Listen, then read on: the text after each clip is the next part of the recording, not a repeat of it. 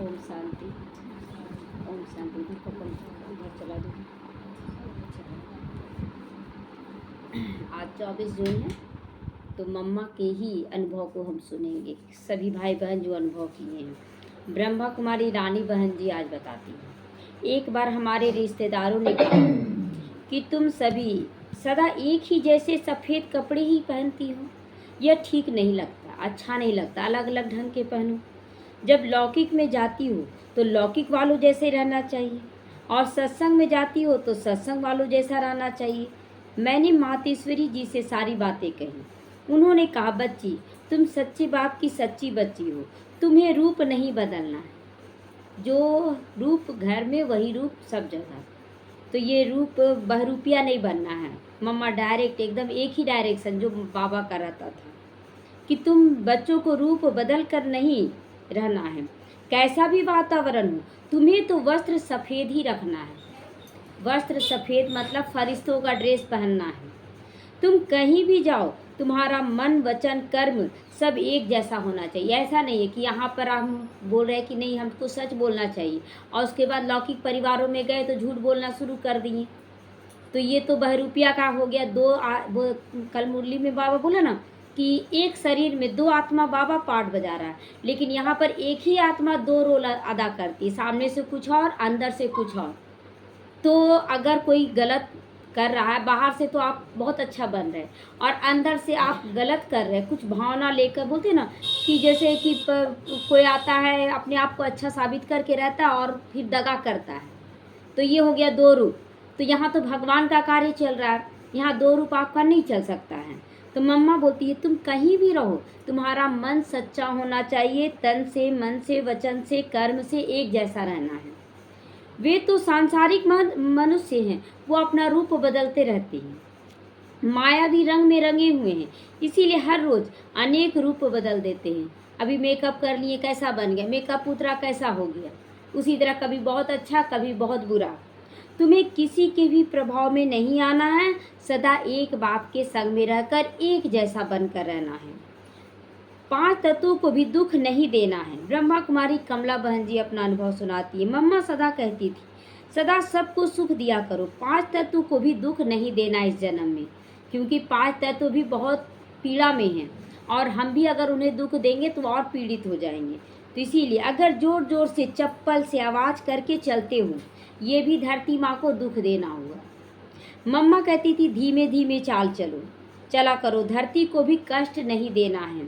तत्वों को भी तुम इतना सुख दो कि तुम्हें 5000 साल वो सुख देती रहे।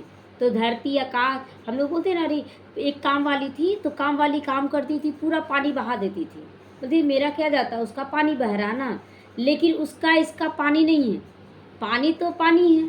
तो हमें कहीं भी रहें, पानी को बर्बाद नहीं करना है, बहुत समझ के चलना है हर जगह।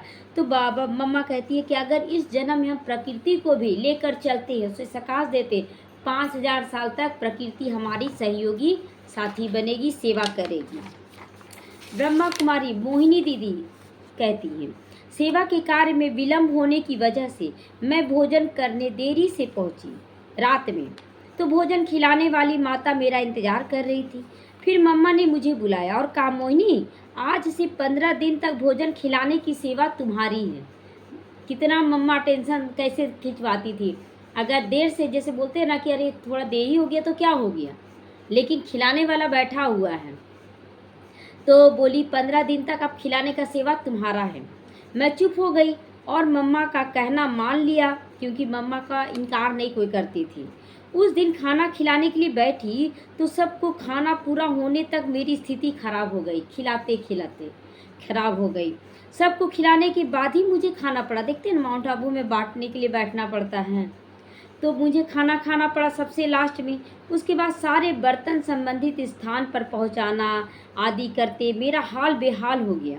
अगले दिन ही मैंने मम्मा से कह दिया, मम्मा मेरे से ये सेवा नहीं होगी, तो मैं आगे से समय पर जाकर भोजन कर लिया करूँगी, देर नहीं करूँगी।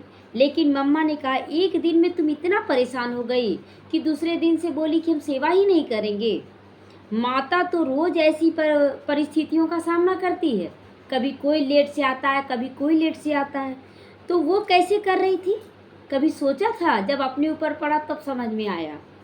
तो फिर मम्मा ने कहा तुमको तो अब 15 दिन ये सेवा करनी ही पड़ेगी। इतना सख्त नियम था कि छोड़ना नहीं। आपको रियलाइज भी हो गया तो भी आपको करना है। इस प्रकार मुझे मम्मा ने सेवा देकर अनुभव कराया कि एक ही छोटी सी भूल से कितनों को दिक्कत महसूस होती है। अगर 10-5 मिनट लेट, अगर हर कोई सोचे कि चलो 10 ही मिनट लेट हो रहा ना, 10 ही मिनट। और ये भी है कि भोजन में जब रखा हुआ रहता है तो कोई कुछ निकाल कर खा लिया तो थोड़ा सा ना निकाले, थोड़ा, लेकिन उससे बैलेंस गड़बड़ा सकता है।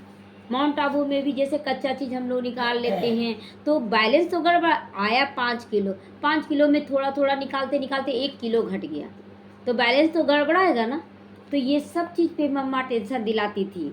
हर एक व्यक्ति अपना अपना काम ठीक ढंग से ठीक समय पर करने से सेवा में कितना सहयोग होता है और सफलता भी मिलती है।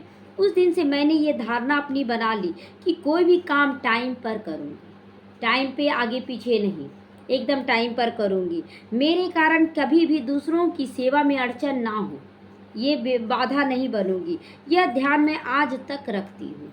आज तक वो देखिए मम्मा हर परिस्थिति में, सजा ये नहीं है। अब लोग बोलेगा हमको सजा दे दी, सजा नहीं है। अनुभव करो कि क्या उस पर बीत रहा है। शक्ति के फालतू खर्च से होगी कमजोरी। इस पे भी मम्मा टेंशन खिंचवाती है कि अगर फालतू खर्चा कर रहे, व्यर्थ सोचना ये भी फालतू खर्च है। नेगेटिव सोचना तो है ही, फालतू सोचना किसी और के बारे में, वो क्या कर रहा, वो क्या कर रहा, ये भी सोचना फालतू है। हम ये सोचे हमें क्या करना चाहिए और वास्तव में हमें भी कुछ सोचने की ज़रूरत नहीं।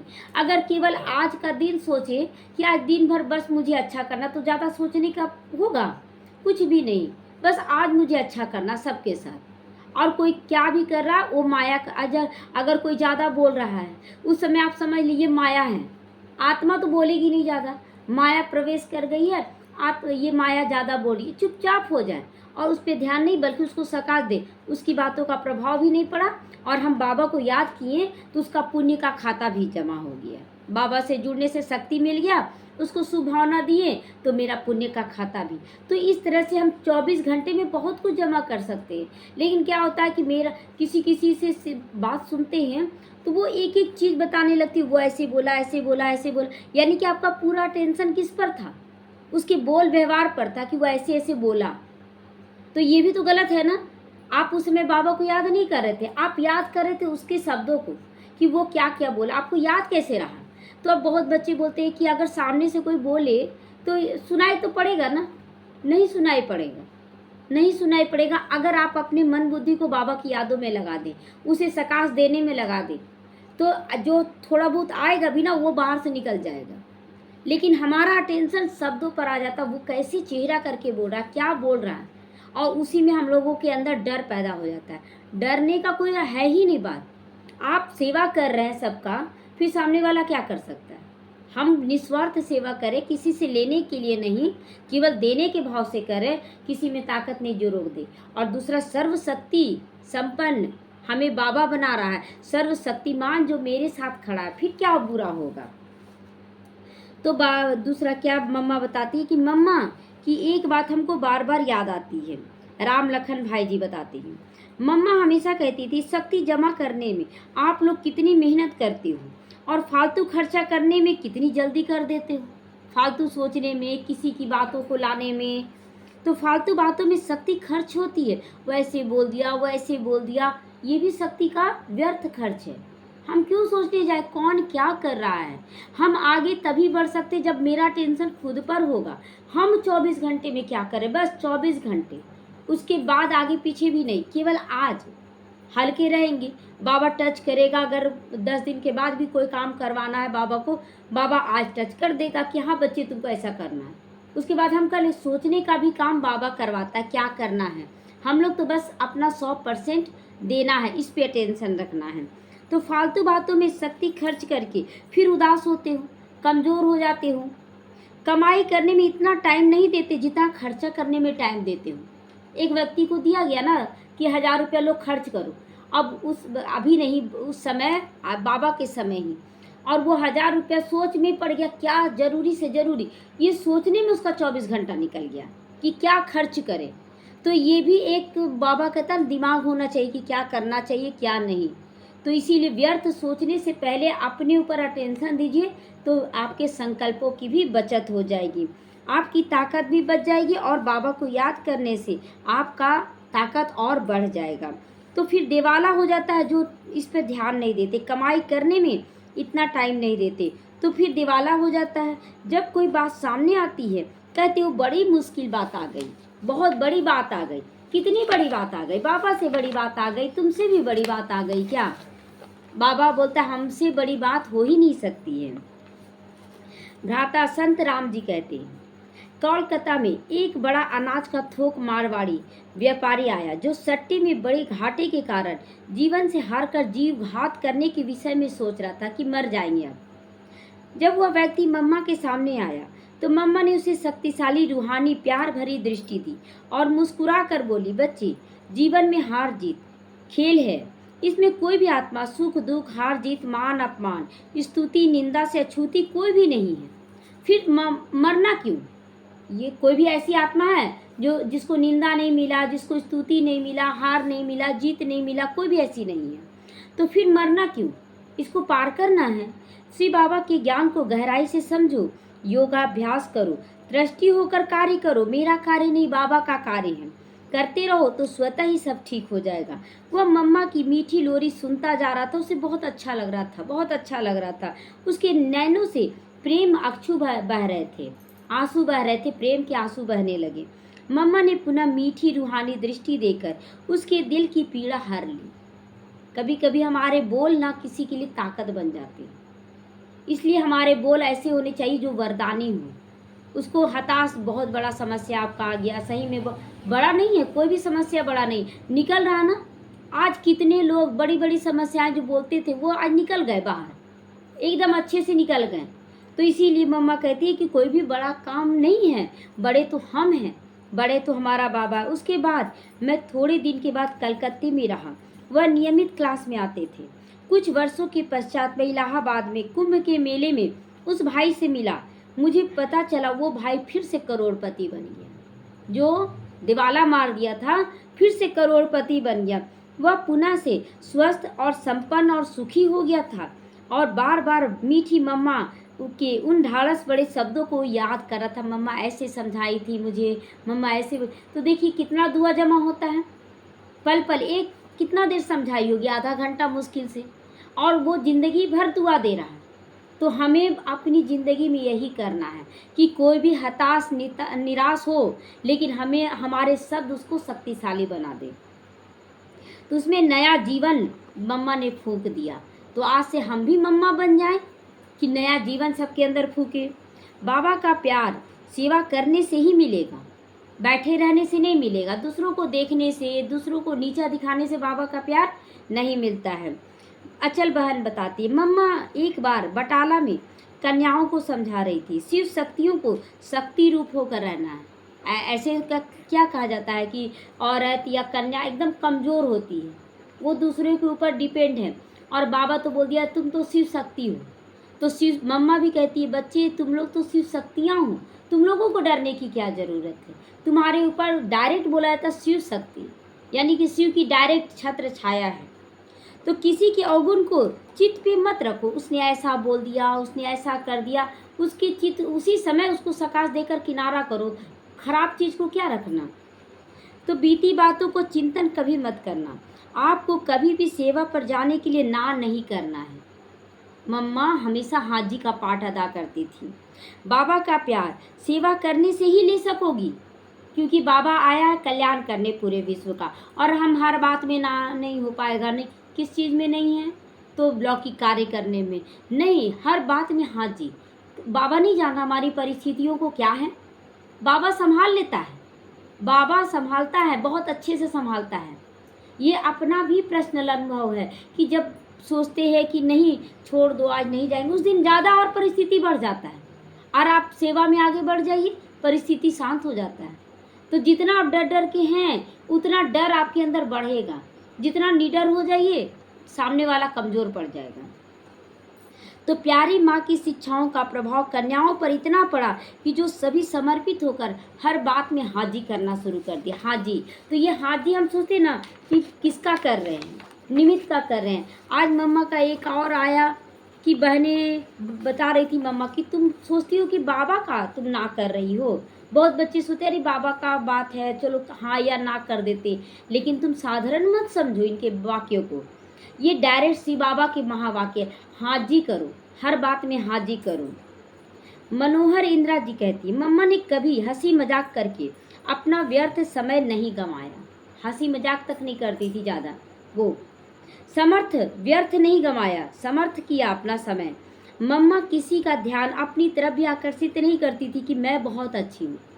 रूहानी आकर्षण अलग है, लेकिन एक होता है शरीर का आकर्षण, एक होता है कि मतलब मम्मा मम्मा मम्मा करके सब उनके पास बैठे रहे। ये भी मम्मा नहीं चाहती थी, नहीं बाबा से जुड़ो, बाबा से बोलो, ऐसे करती थी। मुरली में अगर कोई पॉइंट नहीं समझ में आया तो बोलती थी मुरली बाबा से पूछो। हर चीज़ में बाबा के अनुसार, केवल क्लास में ही मम्मा समझाती थी। तो सदा उस माँ बाप की ओर इशारा कर देती थी मम्मा। मम्मा में बहुत मधुरता भी थी तो निर्भयता भी उतना ही थी। मम्मा कहा करती थी जीवन में जिस भगवान से डरना चाहिए वही भगवान हमारा हो गया, तो फिर किससे डरना, किससे डरना, कौन क्या कर लेगा। जब महाकाल ही हमारा अपना हो गया तो फिर डरना किससे, डरती किससे हो। वह जो लोग डरते हैं अपने पाप कर्मों से। पाप होता है ना तो सोचते कुछ गलत है। जब हम पुण्य कर रहे हैं तो पुण्य खाता में कोई डर नहीं होता है, किसी में ताकत नहीं, क्योंकि जब हम पुण्य करते हैं तो हमारे चारों तरफ एक सुरक्षा कवच तैयार हो जाता है और ये सुरक्षा कवच ही हमें बुराई से बचा कर रखता है। और यही चीज़ सत्य त्रेता तक चलेगा, कोई भी हमारा बाल विवाह नहीं करेगा वहाँ। लेकिन जब द्वापर आता है तो क्योंकि हम खुद विकार में गिर जाते तो जो सुरक्षा कवच है वो टूट जाता है, और टूटने के कारण फिर राजा लोग क्या बनाते, किला बनाते हैं। सुरक्षा की दृष्टि से किला बनाते, वो किला भी रखवाली करता है। हम लोग अभी सूक्ष्म में किला बना रहे हैं, पुण्य का खाता बना रहे हैं, अपने को बाबा की छत्र छाया में रख रहे हैं। तो किसी में ताकत है कि कुछ भी हमारा बाल विवाह कर सकता है। आज मुरली में भी क्या है कि हमसे कोई छीन भी नहीं सकता है। हम प्रेम का सागर बन जाए तो कोई हमसे प्रेम छीनेगा क्या, और छीन भी ले प्रेम तो छीन लो, तुम भी प्रेम के सागर में डूब जाओगे। हम भी डूबे हुए, तुम भी डूबो तो अच्छा है ना। और गुस्सा भी कोई चोरी नहीं कर सकता है, गुस्सा को भी ले सकता है वो, लेकिन वो गुस्सा बढ़ेगा तो आपका भी गुस्सा बढ़ेगा। दोनों चीज़ में है कि आपसे जो लेगा वो जितना बढ़ेगा आपका भी खाता बढ़ जाएगा। तो इसीलिए क्यों ना हम प्रेम का खाता, सुख का खाता बढ़ाएं, गुस्से का खाता क्यों बढ़ाएं, नफरत का खाता क्यों बढ़ाएं। एकदम चुप, बहुत आसान है जीवन जीना। हम लोग जीना नहीं जान रहे थे पहले। पहले तो सोचते थे जवाब देना जरूरी है, बोलना जरूरी है, डर जाते थे लोग क्या कहेंगे। अब क्या है कि करते चले जाना है, हर दिन करते चले जाना। देखिए डर खत्म हो जाएगा, किसी में इतना ताकत नहीं। सबसे बड़ा डर होता है मरने का, और उसके बाद डर होता है मान सम्मान का, लोग क्या कहेंगे। अगर इन दो चीज़ों पे अपनी जीत हासिल कर ले तो आप हर जगह जीतते जाएंगे, हर जगह जीतते जाएंगे। तो निर्भयता का पाठ मम्मा हमेशा पक्का करती थी। मम्मा कहती थी जीवन में जिस भगवान से डरना चाहिए वो तो हमारा बन गया, फिर डरना किससे। डरता वो है जो पाप करता। हम तो हमेशा श्रेष्ठ कर्म कर रहे हैं, सत्कर्म करने वाले, ईश्वर की मत पर चलने वाले हैं, और ईश्वर खुद हमारी छते छाया बन जाते। फिर हम डरे क्यों, डरे क्यों। भ्राता राम ऋषि शुक्ला जी कहते हैं कि सबसे बड़ी बात तो यह थी कि माँ निजी मुलाकातों में भी ऐसी भाषण देती थी माना वह अलौकिक माँ के साथ साथ लौकिक माँ भी हो। हमेशा माँ के रूप में ही रही, निजी रूप में भी। कुमारी होकर जब वो इतना बड़ा पार्ट अदा कर सकती माँ का, हम लोग तो माता हैं, हम लोग तो अनुभवी हैं, तो फिर हम लोग क्यों नहीं बन सकते। हम लोग और ज़्यादा अच्छा बन सकते हैं, माता के रूप में अनुभवी हैं। तो वह ज्ञान को समझाती ही थी। गृहस्थ व्यवहार संबंधी उपयोगी शिक्षाएं भी कुछ न कुछ देती रहती थी, कम नहीं देती थी। गृहस्थ में नहीं थी, लेकिन गृहस्थ का सारा नॉलेज था उनको, और सब कुछ बताती थी। ऐसे लेकर चलो, घर में कैसे रहना, लौकिक बच्चों को कैसे देखो, संबंधियों से कैसे व्यवहार करना, सब कुछ वो बताती थी। तो आप सोचिए कि मम्मा जो कुमारी कन्या थी वो इतना नॉलेज, और हम लोग लौकिक में होकर, गृहस्थ में होकर भी हम लोग मूंझ जाते हैं कि कैसे क्या करें। तो नहीं, दादी धैर्यमणि जी बताती, योग कैसे करें? यह मम्मा ने हमें सिखाया। मैंने एक बार मम्मा से पूछा, मम्मा आप अभी गेहूं साफ कर रही हो, अभी आपके मन में क्या चल रहा है? तो मम्मा ने कहा, हम गेहूं साफ कर रहे हैं, हम साक्षी दृष्टा होकर कर्मेंद्रियों से साफ करवा रहे हैं, कर नहीं रहे हैं। मैं आत्मा नहीं कर रही हूँ, मैं आत्मा इन हाथों से करवा रही हूँ। इस ढंग से हम काम करते हैं, करवा रहे हैं। और मन बुद्धि तो मेरे बाबा के पास लगा हुआ है। तो ये हो सकता है कि नहीं? अब अभी देखिए कि कितना सारा काम एक साथ होता है, कितना सारी कर्मेंद्रियों को एक साथ लगा देते। कैसे लगाते? जैसे हाथ काम कर रहा है, हाथ काम कर रहा है, कोई आ रहा जा रहा तो दृष्टि भी दे रहे कि नहीं ये लोग आ रहे हैं, ये जा रहे हैं। और मन बाबा की ओर लगा है। बुद्धि जैसे खाना बना रहे हैं तो क्या डालना है उस पर भी अटेंशन, एकाग्रता है। भूलते तो नहीं है कि नमक भूल गए। पहले क्या होता था कि कुछ भी नहीं सोचते थे, व्यर्थ सोचते थे, पता नहीं भूल गए, नमक डाले हैं कि नहीं भूल गए। लेकिन अब वो नहीं होता है, अब पूरा टेंशन रहता है कि क्या डाले हैं नहीं डाले हैं। तो आपका कितना सारा कर्मेंद्रियां काम कर रहा है, पैर से भी चल रहे हैं बीच बीच में। तो सारे कर्मेंद्रियों को बाबा कहता है कि यूज करो और लगाते जाओ। 24 घंटे अगर सारी कर्मेंद्रियों को काम में लगा दे, आपका कितना खाता जमा हो जाएगा, बहुत कुछ जमा हो जाएगा। व्यर्थ की बातों को सोच रहा, पहले तो ये भी सोचते थे आज इतना काम कर लिए, आज इतना काम किए, ये भी थकावट का था। अब कुछ सोचते ही नहीं, बस बहुत अच्छा है, 24 घंटे लगे रहें। और देखिए कौन बीमार है, कितना अच्छा से और हो रहा है। तो ये और जो थोड़ा बहुत बीमारी आ भी रहा है, वो बीमारी आपका पिछला हिसाब किताब जो है ना, वो पर्वत को राई को रुई बनाकर बाबा दे रहा है। हम समझते हैं कि बहुत ज़्यादा आ रहा है, बहुत ज़्यादा जब आएगा तो झेल ही नहीं पाएंगे जितना पाप हम लोगों के ऊपर चढ़ा हुआ है। तो जो कुछ भी आ रहा है वो रुई है, और उसको फूंक के उड़ा दे, योग द्वारा उड़ा दे, तब कहेंगे कि योग युक्त हैं आप। तो योग द्वारा सब कुछ संभव है। ओम शांति।